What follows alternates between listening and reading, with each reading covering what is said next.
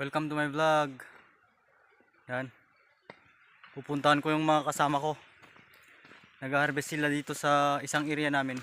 Dito sa area namin na to, matataas na yung palm oil kasi matagal ng mga to. Kaya iba rin yung ginagamit nila na pag-harvest. Papakita ko sa iyo kung ano yung ginagamit nila. Tumbak ang tawag nila sa karawit.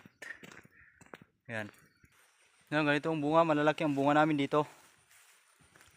Malalaki. Kasi matataas na yung mga palm tree dito.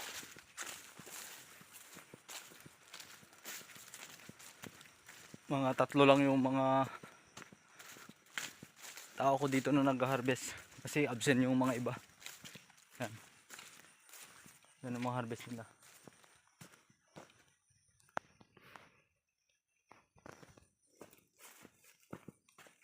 Malalaki.